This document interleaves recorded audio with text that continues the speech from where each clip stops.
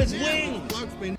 So I don't really talk about Nintendo on this channel, but that Nintendo Direct was wild. And of course, it's not really all good. Mark this day on your calendars, April 2nd, 2025. That's the day AAA gaming is officially cooked. Yes, Guy here, and today we're talking about some breaking news that just came out 5 minutes ago, but Nintendo has canceled the pre-orders for the Nintendo Switch 2. They're not letting anybody pay for it because they're having to raise the price. They're recalculating if the system is actually going to cost $500 or $600 or $700. And I got to admit that this is completely mind-blowing because we all thought it would be GTA, but no. Nintendo, of all companies, honestly, I really should have saw it coming. But why am I being so dramatic? Seriously, it's important news. Every gamer, doesn't matter what type of video game you play, should be paying attention to. People were ironically saying it was going to be like the most peak Nintendo Direct, but it really was kind of peak until we saw the prices. But anyway, all it really took is Nintendo to upgrade the current gen hardware to impress. And at the same time, it's kind of funny because this stuff's going to be all outdated in like 5 years. But never mind that. I never thought I would see a FromSoft video game exclusive to the Switch. I used to play this Demon Souls, man, on the PlayStation. Now I'm being excluded. And I'm not gonna lie, as a FromSoft fan, I'm kind of salty about it. To humanity's very dusk.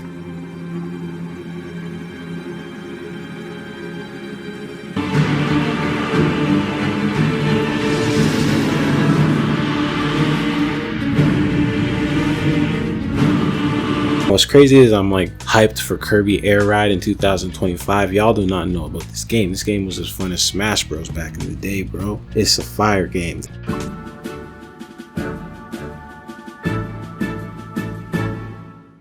First up is Air Ride, the most straightforward game mode. You race against 3 opponents, CPU or otherwise, for the specified number of laps. Alternatively, you can try and get the farthest distance in a specified amount of time. They had a new Donkey Kong game, new Samus game. They're bringing their old IPs back. I mean, you can play Elden Ring and Cyberpunk on the Switch now, GameCube games. And then we gotta talk about the price. $450 American for a Nintendo console. It's got me kind of messed up. That's not even the issue here. It's Mario Kart. This little pudgy plumber has ruined gaming, guys. $80 US Mario Kart, open world Mario Kart, and they got $90 for the physical copy. And the crazy thing is, it's just a little cartridge. It doesn't have the full game on it. It's mostly online. Everything's going online. We don't own the games anymore.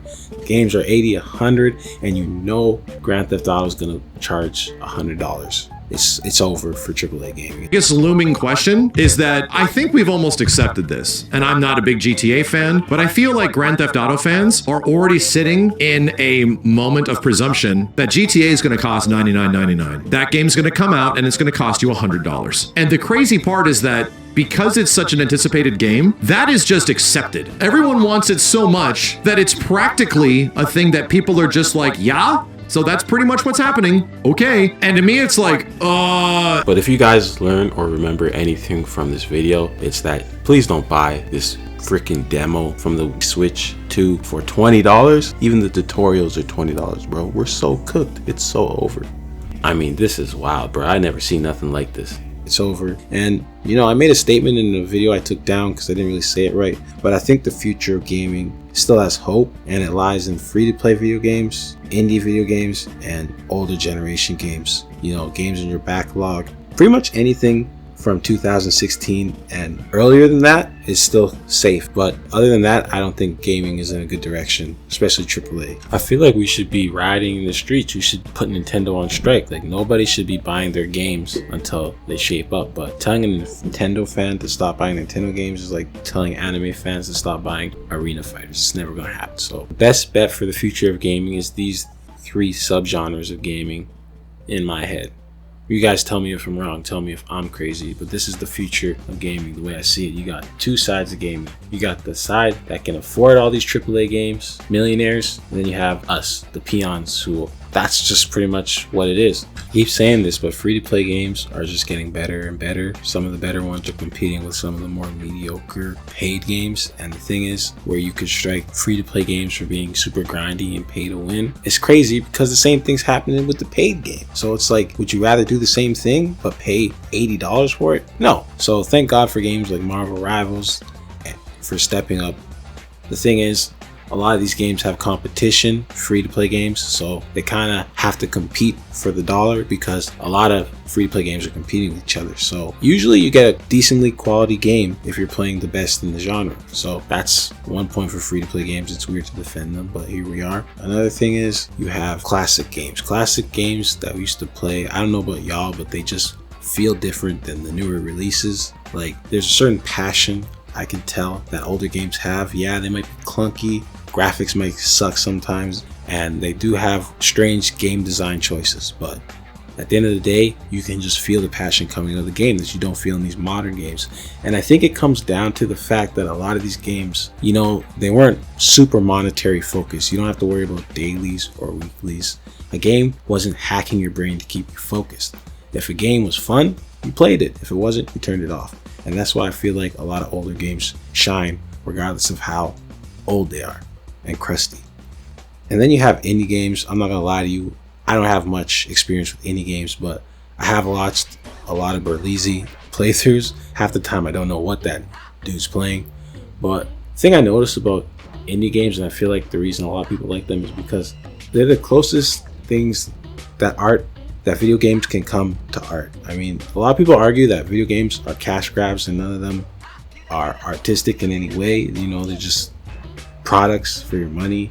But I'll point towards indie games because the thing is, a lot of time it's made by one person or one person's vision or a group of people, and it really shines in the game. Usually they have something to express or say in these games, and that's why indie games are usually goated. Not to mention, they can just be really fun. The only thing that pushes me away from indie games is the weird graphics, and half the time it's like a 2D game. But seriously, put some comments in my video for some indie games that I might like, because I really don't have much experience with indie games. But anyway, that's what I got out of this Nintendo Direct. I don't know how we went from there to here, but yeah, the future of gaming is free to play, indie, and old school. And at the end of the day, a lot of these full price games are usually kind of scammy, come out buggy, or they just suck.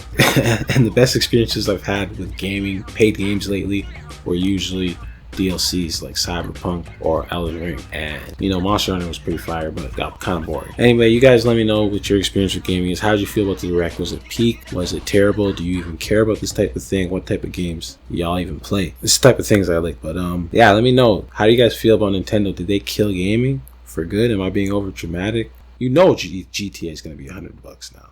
So I don't know. Let me know your guys' opinion. Peace.